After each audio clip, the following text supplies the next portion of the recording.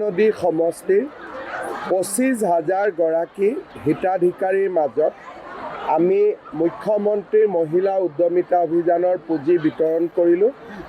94টা সমষ্টিত পুঁজি বিতৰণ সম্পূৰ্ণ হ'ল। অনাগত দিনত আমি বাকী থকা 30টা সমষ্টিটো এই পুঁজি সুন্দৰভাৱে বিতৰণ কৰিম।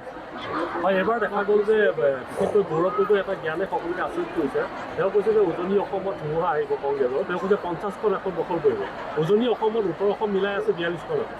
আৰু তাৰ উপৰি প্ৰথম কথা, উজনি অসম বুলি ক'লে আমি যাক বুজি পাওঁ, তাত 50খন আসন নাই। কিন্তু সকলোতকৈ ডাঙৰ কথা, গৌৰৱ গগৈক যদি আপোনালোকে কেতিয়াবা লগ পাই সোধে যে তিনিচুকীয়াৰ পৰা গোলাঘাটলৈ সমষ্টিকেইটাৰ নাম কৈ দিয়ক, মই 100% কনফাৰ্ম যে তেওঁ নামকেইটাও ক'ব নোৱাৰে। তেওঁ এজন হৈছে যেনেকৈ টুৰিষ্ট আহে, তেওঁ ইয়াত আহি খুটিয়াই চাই আছে যে কিবা এটা হ'ব পাৰে নেকি।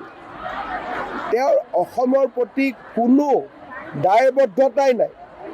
যদি তেওঁ অসম আৰু অসমীয়াক ভাল পালেহেঁতেন, তেওঁ এইকেইদিন কৈ আছে আমি বৰ অসম নিৰ্মাণ কৰিম। বৰ অসম নিৰ্মাণৰ প্ৰথম কণ্ডিশ্যন কি? যে তেওঁ ল'ৰা ছোৱালী দুটাকটো অসমীয়া কৰক। তেওঁ কয় আমি বৰ অসমত সোমাব লাগে। তেতিয়া বৰ অসমত অহা মানুহখিনি এইটো নক'ব নেকি যে প্ৰথম তোমাৰ ল'ৰা ছোৱালী দুটাক অসমীয়া কৰা? যিজন মানুহৰ নিজৰ ল'ৰা ছোৱালীয়ে অসমীয়া নহয়, তেওঁ বৰ অসম নিৰ্মাণৰ নামটো কেনেকৈ ক'ব পাৰে? আৰু তেওঁৰ বৰ অসমত কোন থাকিব? মিয়াবিলাকহে থাকিব, বেলেগটো নাথাকে। সেইকাৰণে এই মানুহজনৰ কথা গুৰুত্ব দিব নালাগে। আৰু মইতো নাভাবোঁ যে বহুত কিবা চিৰিয়াছলি তেওঁৰ কথা পাতিব লাগে।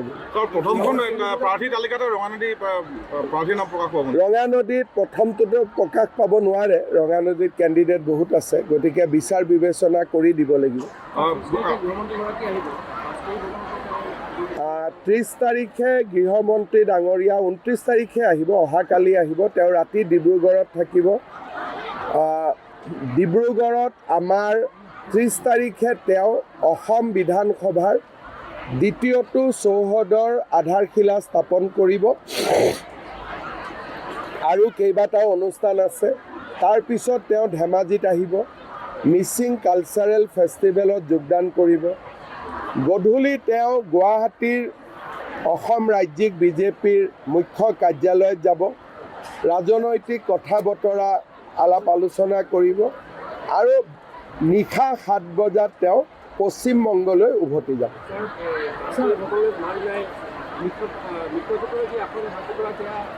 মিত্ৰগোটৰ আসন ভাগ বতৰা ফেব্ৰুৱাৰী মাহৰ 15-20 তাৰিখে কৰিম। ঠিক আছে, কিবা এটাতো সৰুকৈ দিছে আৰু কৰি ল'ম। আমি কেনেকুৱা প্ৰাৰ্থীক গুৰুত্ব দিমটো আজি ক'ব নোৱাৰোঁ। বিজেপিত এটা ছাৰ্ভে হয় আৰু বুথলৈকে আমি মতামত লওঁ। তাৰপিছত এটা প্ৰক্ৰিয়া হয়, চেণ্ট্ৰেল পাৰ্লিয়ামেণ্টাৰী বৰ্ডত টিকট হয়, য'ত এটাই কেণ্ডিডেট তাত মই ক'ব পাৰোঁ। কিন্তু ৰঙা নদীত 9-10 জন কেণ্ডিডেট আছে। সকলোৱে ভালকৈ কাম কৰক। ৰাইজৰ মাজত যিজনে জনপ্ৰিয় তেওঁকে আমি প্ৰাৰ্থিত্ব দিম। নাওবৈচাটো একে কথা, অনুসূচিত জাতিৰ বাবে সংৰক্ষণ। আৰু নাওবৈচা চিটটো আমি জিকিব লাগিব। তাৰ কাৰণে আমি ভাবি চিন্তি এজন প্ৰাৰ্থীক আমি দিম।